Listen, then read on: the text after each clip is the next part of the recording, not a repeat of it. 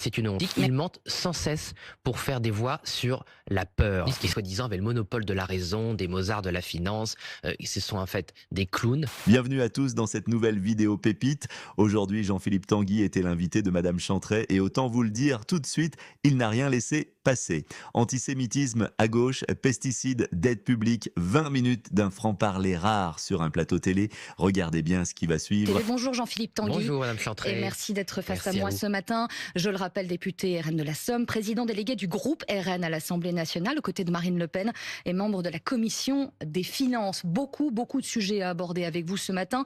Mais je le disais en introduction, une soirée houleuse de débats à l'Assemblée nationale avant des vacances, j'ai l'impression attendue par tout le monde, attendue par les agriculteurs, décriée par les défenseurs de l'environnement. Le projet de loi d'urgence agricole a été adopté par les députés cette nuit. 296 voix pour, dont celle du Rassemblement national, 224 contre, dans une ambiance bouillante, un texte qui entend agir sur une multitude de volets. On pense au stockage de l'eau, à la prédation du loup, à la rémunération des agriculteurs. Mais j'aimerais qu'on revienne ensemble sur un point précis, la potentielle dérogation concernant 2 pesticides, dont l'acétamipride. Potentielle dérogation, le gouvernement encore ce matin se défend d'une réintroduction, laisse finalement l'agence de santé sanitaire, l'ANSES, trancher. Mais néanmoins, vous avez voté ce texte, Jean-Philippe Tanguy. N'est-ce pas un signal dévastateur quand on passe l'écologie au point aller aujourd'hui dans les inquiétudes et les préoccupations des Français? Non, au contraire, c'est un symbole du courage du Rassemblement national. C'est vrai que cette loi n'aurait pas passé sans nous. C'est vrai que le gouvernement, jusqu'au dernier moment, a semblé ne pas vouloir assumer ce choix pour la science, pour l'agriculture française. Il faut pas confondre, Madame Chantray, c'est pas ce que vous faites, mais c'est ce que font la gauche et une partie des centristes, confondent le principe de précaution et le principe de la peur, la politique de la peur. Malheureusement, la Même gauche... si on dit que ce pas pesticide a des études. Oui, mais Jean-Philippe Tanguy, encore une fois, j'attendais à ce que vous me disiez ça, mais il y a des études quand même qui existent, qui décrivent des effets très néfastes sur le développement du cerveau. Ce sont aussi des réalités scientifiques. Ce qui fait dire à vos opposants, et je vous laisse répondre, mais je pense à Mathilde Padot de la France Insoumise, Macronie, LR, RN, la coalition du cancer a encore frappé. Voilà ce qu'elle écrivait cette nuit. Non mais Madame Panot raconte absolument n'importe quoi, fait peur aux gens, et c'est grave, voilà, c'est grave parce que évidemment aucun député ne souhaite, aller contre la science, sauf la gauche. Voilà, la gauche ne veut pas lutter la bataille contre l'obscurantisme, ils nourrissent la bataille contre l'obscurantisme, et c'est grave parce que vous avez des honnêtes gens qui se lèvent ce matin, qui vont s'inquiéter pour la santé de leurs enfants, pour la santé de leur famille. Ces produits ne sont pas nocifs, comme le dit la gauche. Voilà, c'est un mensonge, c'est des manipulations d'études, c'est des manipulations de la réalité pour toujours faire peur. Mais voilà, vous pour dites faire que peur, ces études scientifiques se basent, parce que, encore une fois, elles ne sont pas toutes reconnues comme avérées, mais il y a quand même des signaux Madame, vous dites quoi? Que la gauche ment délibérément? Bien sûr qu'ils mentent délibérément. Ils ont voulu faire peur pendant des décennies sur le nucléaire. On est passé à côté de la catastrophe. Ils mentent sur la dangerosité de tous les pesticides.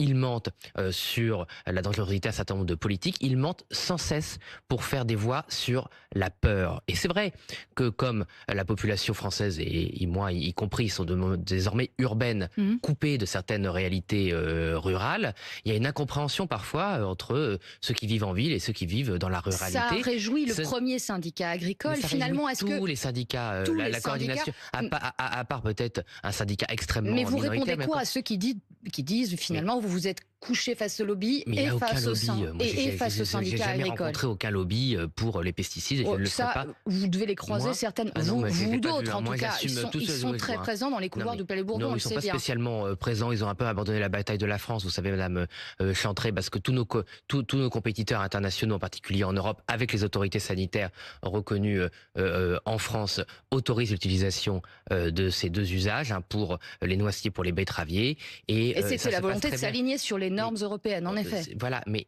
c'était la fin. Et c'est pas pour ça qu'on l'a voté, parce que ça avait été dangereux, on aurait assumé mais non seulement c'était pas dangereux comme c'est dit, mais en plus c'était suicider les betteraviers pour chez moi la Picardie, tous les noisetiers en France, et en plus pour importer ces produits. C'est-à-dire que si c'était vrai, si ces produits étaient dangereux, bah alors faudrait interdire les importations qui utilisent ces produits. Mais là, on est dans l'hypocrisie. C'est-à-dire pour s'acheter une bonne conscience et pour céder à la gauche, on allait y continuer, le gouvernement, et même la gauche d'ailleurs, continuer à autoriser les importations de produits fabriqués avec ces pesticides soi-disant très dangereux, qui ne sont pas en Vous le l'occurrence. soulignez, Jean-Philippe Tanguy, ça mettait très mal à l'aise dans les rangs du gouvernement, et Parce que notamment ce sont des gros lâches. la première d'entre Mais c'est des lâches, des madame. gros lâches. Je vous laisse responsable Mais de oui, vos mais j'aimerais mots. bien juste Mais expliquer la pourquoi ministre c'est des gros lâches. La ministre de la Transition écologique, Monique Barbu, selon Non. certaines sources, aurait mis sa démission sur la table si ce ça n'a pas texte marché. était adopté. Ça n'a pas fonctionné, mais est-ce que vous dites ce matin qu'elle aille au bout? Est-ce qu'elle doit démissionner? Non mais moi franchement je me fiche complètement du destin personnel de Madame Barbu, qui n'a pas de poids de politique, qui n'est pas engagée sur des politiques. Personne connaît cette dame parce qu'elle ne fait pas de politique, elle n'en a jamais fait, et son existence politique est inexistante. Mais c'est pas le sujet. Le sujet c'est l'agriculture en France. Le sujet c'est le courage de produire en France. Ça fait 10 ans que les macronistes dirigent ce pays. Ils ont fait des promesses aux agriculteurs, ils ont fait des promesses aux Français, parce que produire en France, c'est aussi assurer des produits de qualité et des prix raisonnables pour les familles. Et ils ont besoin de ces françaises. pesticides Ils ont besoin pour produire de ces produits, mieux et ils ont plus. besoin d'un accès à l'eau, ils ont besoin qu'on leur fasse confiance, et ils ont besoin qu'on arrête de mentir aux Françaises et aux Français, qu'on leur fasse peur sur tout et n'importe quoi, alors que parallèlement, on n'assure pas les contrôles sanitaires sur les produits qui sont vraiment dangereux. Il y a des travaux, vous parliez de travaux, il y a des travaux qui montrent que la France ne surveille pas les importations de poulets qui viennent du Brésil, élevés avec des produits pharmaceutiques interdits en France. Il y a des études qui montrent que sur les importations de produits alimentaires qui viennent de l'étranger, les contrôles ne sont pas faits dans 80 à 90% des cas. Donc si vous voulez, le surcontrôle, les mensonges contre les agriculteurs français qui font une agriculture durable, protectrice de l'environnement et des animaux, ça a pour conséquence le fait qu'en parallèle, on ne contrôle pas du tout les importations. Donc mensonge et ça, vous dites donc de nos adversaires plus contre les de agriculteurs contrôle français. des produits importés. Juste, j'aimerais revenir mais il pour y en a passer pas, à Madame d'autres Chantrey. sujets. C'est quand même ça le sujet. On parle toute la journée dans toutes les antennes des agriculteurs français. Ils sont quand même largement culpabilisés, persécutés. Et en face, alors qu'on le sait, il n'y a aucun contrôle et très peu de polémiques Mais avant de justifiées passer à un autre sur les sujet, importations. j'aimerais revenir à ceux qui dénoncent déloyales et aussi dangereuses. des virages du RN sur le sujet. Oui. En 2020, vous étiez ému de la réautorisation des néonicotinoïdes. Ça, c'est une réalité politique aussi. Je pense à l'ancien conseiller vert de Marine Le Pen, un certain Hervé Juvin, qui depuis a été écarté de votre Oui. parti. C'est important de le préciser. Il est écarté pour violence conjugale. Absolument, c'est important là Oui. aussi de le préciser. Est-ce que vous n'avez pas peur que politiquement vous y perdiez des plumes? Voilà ce qu'il disait: la malbouffe, les perturbateurs endocriniens, l'empoisonnement des sols sont des problèmes extraordinairement Absolument. lourds qui sont à long terme poseront un problème politique majeur, notamment concernant un électorat plus jeune. Est-ce que là aussi vous avez pris en compte dans ce vote d'éventuelles conséquences sur le sujet? Bien sûr, Madame Chantrey, mais c'est-à-dire on ne peut pas tout mélanger. C'est-à-dire les pesticides que vous avez parlé ne sont pas la menace sur les perturbateurs endocriniens. La dégradation des sols, la pollution des sols, c'est pas un pesticide, c'est une politique générale. Or, vous voyez bien que la façon dont a été traité ce sujet, ou dont la gauche le traite encore, c'est une peur générale. C'est une peur générale sur tous les produits phytosanitaires, une peur générale sur les engrais maintenant, avec la polémique complètement dingue sur le cadmium, qui venait quand même d'influenceurs russes. Là, comme par hasard, les ingérences étrangères, personne ne voulait les démonter à part le Rassemblement national. Bref, c'est une peur, si vous voulez, globalisante, qui mélange tout, qui fait peur sur tout. Et cette peur, d'ailleurs, n'empêche pas le danger. Donc, Voilà, si je ce vous vieil entends, adage populaire, la peur n'empêche pas le danger. C'est pas donc parce qu'on dénonce toute la journée, que la gauche dénonce toute la journée des peurs, qu'ils arrivent à mener une politique qui protège les Françaises et les Français. Ce texte est donc, de contre ces votre peurs. point de vue, une très bonne nouvelle. J'aimerais qu'on aborde bien sûr, un c'est une autre. bonne nouvelle. Mais moi, aussi, si vous voulez, ce qui m'inquiète aussi, c'est qu'il n'y a pas de rapport sur les temps médiatiques et politiques envers les vrais dangers. Là, il y a un rapport sur les causes du cancer de l'Institut national du cancer. C'est quoi les causes du cancer aujourd'hui?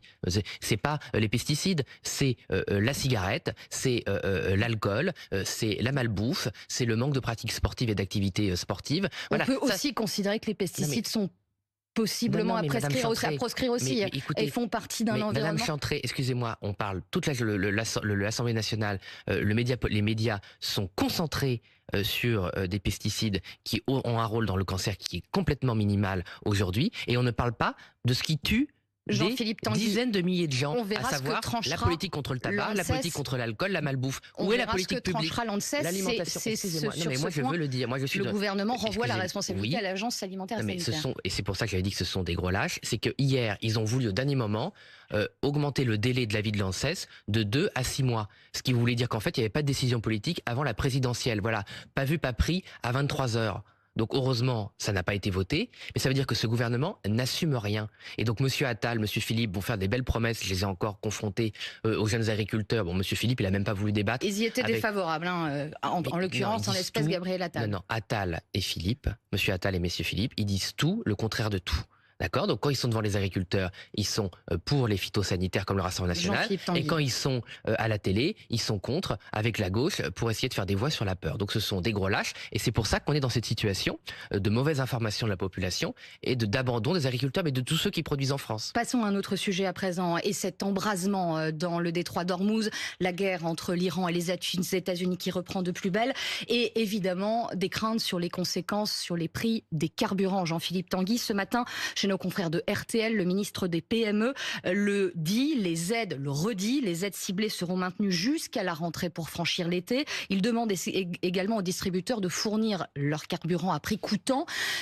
Sur Total, plus précisément, vous savez qu'ils ont pratiqué le plafonnement des prix, mais on apprend il y a quelques jours que le plafonnement qui devait concerner tout l'ensemble de leurs stations-service n'est limité qu'à 1200 environ, notamment dans des zones rurales. Est-ce que le RN demande à Total aujourd'hui de pratiquer ce plafonnement sur l'ensemble du territoire? Mais le RN demande une baisse des taxes. Ça, on le sait. De 20 à 5,5. Oui, mais Total, si vous voulez, Total, c'est une entreprise privée. Ils font des opérations commerciales. Tant mieux s'ils le font.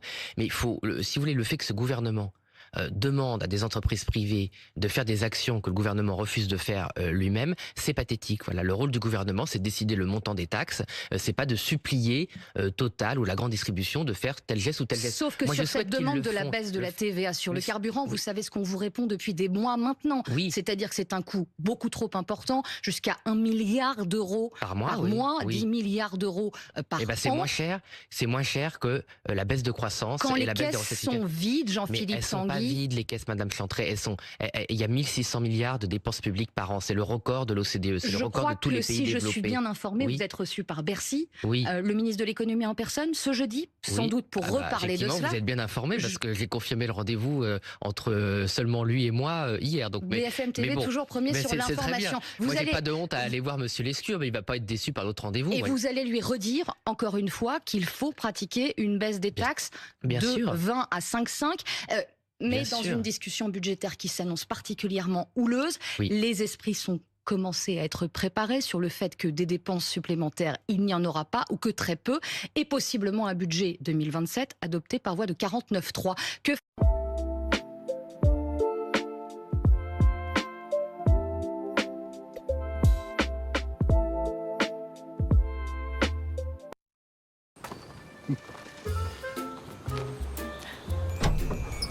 Moins 10% sur tout Carrefour Bio. Aura le Rassemblement national si le budget est adopté par voie de 49.3. On verra le texte. Nous, on se prononce jamais sans voir le texte du budget.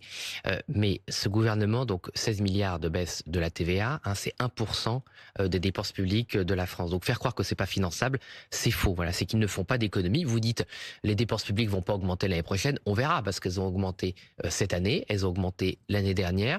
Ce qu'on appelle en volume et en valeur, c'est-à-dire avec et sans l'inflation. Il y a aucune maîtrise des dépenses publiques. La préparation des esprits est là. Vous êtes là pour le constater également avec des rapports qui se multiplient, disant que aujourd'hui nous n'avons plus les moyens de financer tout ça. Non, mais on n'a jamais eu les moyens. Il y a 10 ans, l'État était déjà en déficit. La France était déjà lanterne rouge de l'Union européenne. Il n'y a pas eu un budget en équilibre depuis 52 ans. Madame Chantrey, moi je pensais naïvement, parce que c'est mon premier mandat, que quand on avait passé les 50 ans de déficit structurel, je pensais qu'il y aurait peut-être une réaction des centristes et de soi-disant parti de la raison. Mais est-ce que le parti de la raison, ça fait 50 ans qui ruine la France et qui met la France en déficit. Sur le calendrier, on sera en plein mois de novembre, en novembre 2025. Non, donc, mais nous, ça nous fait pas peur. Ça vous fait pas peur. Nous, campagne présidentielle ou pas, vous n'enjamberez pas ce débat budgétaire. Mais nous, on n'enjambe rien du tout. On n'a pas peur du petit chantage assez minable du gouvernement. Quitte à le censurer, du coup. Mais nous, on agira en personne libre pour l'intérêt des Françaises et des Français. Donc on va voir ce qu'ils nous proposent.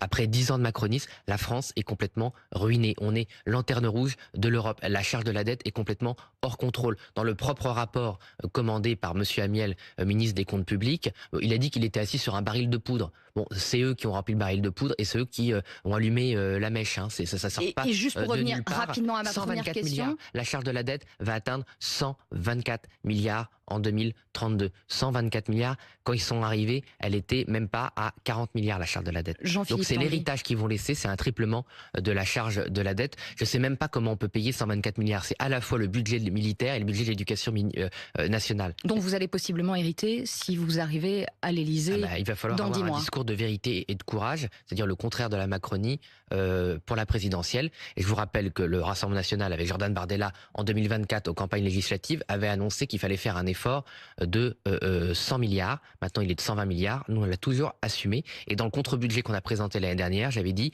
qu'il fallait faire 37 milliards d'économies pour limiter l'endettement. Bon, le rapport de monsieur Amiel, c'est 35 milliards. Jean-Philippe Donc le Tanguy. Rassemblement national, c'est mieux compté que les macronistes qui, soi-disant, avaient le monopole de la raison, des Mozart de la finance. Ce sont en fait des clowns qui ont mis notre pays dans un grand péril économique et financier, dans la main de nos créanciers internationaux. Là, plus de la moitié de la dette est possédée par des intérêts étrangers. C'est ça aussi le macronisme, parce qu'on parle d'ingérence étrangère toute la journée.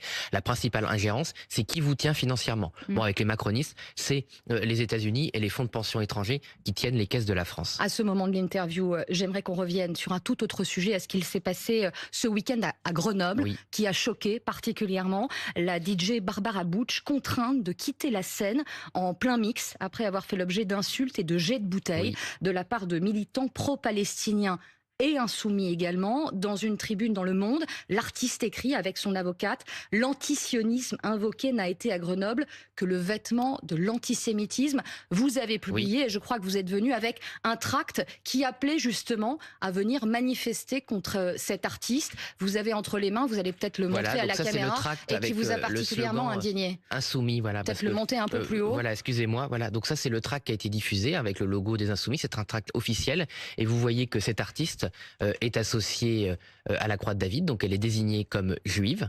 Elle n'est pas israélienne, elle est française, et même si elle avait été binationale, ça n'aurait rien justifié. Mais il se trouve qu'elle n'est même pas binationale, donc elle n'a pas été associée à Israël autrement que par sa confession juive. Et il y a aussi le drapeau LGBT, donc elle est aussi dénoncée comme homosexuelle. Vous écrivez, donc on l'annonce depuis des années, l'agenda gauchiste s'est aligné sur l'islamisme. Des accusations parfaitement graves que vous maintenez ce matin. Absolument, ce sont les mêmes cibles. Donc c'est on a en France un parti d'opposition qui a 60 députés, qui met son logo sur un tract, qui désigne une artiste comme juive et comme homosexuelle, et qui la combat parce que avant tout elle est juive et homosexuelle. Donc c'est ça la gauche radicale en 2026 avec monsieur Mélenchon et monsieur Alain Brenon, qui est responsable de ce groupuscule à Grenoble, qui avait aussi traité dans la rue un commerçant de tapette. Donc c'est pas la première fois, voilà. Donc si ça arrivait évidemment dans un autre parti politique, ça ferait un scandale national. Moi je veux que ce tract fasse un scandale national. Et j'aimerais il y a que vous un journaliste répondiez courageux, c'est monsieur Oberdov, votre collègue de l'opinion, qui l'a dénoncé. Et on le salue en effet. Et c'est scandaleux, ce tract est absolument ignoble. Et vous répondez il y a quoi, un début et une fin après ça. Juste en mot de fin à Xavier Bertrand par exemple, qui vous renvoie dos à dos avec la France insoumise, qui explique que vous n'êtes pas exemple de tout reproche, et que dans certaines municipalités, là aussi, vous décidez d'annuler certains crédits de financement à des pièces de théâtre, à des représentations artistiques. Là aussi, encore une fois, vous n'êtes pas comptable de toutes les décisions des nouveaux élus sur le territoire. Mais moi, j'assume tous les élus du Rassemblement national. Mais monsieur Bertrand, si vous voulez, de façon, qui n'a rien fait contre la montée de l'antisémitisme.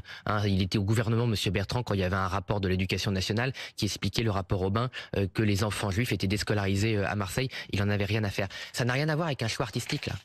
Là, c'est le fait qu'il y a un parti politique qui désigne une artiste comme, qui dénonce une artiste comme juive et homosexuelle pour lui envoyer des jets de bouteilles.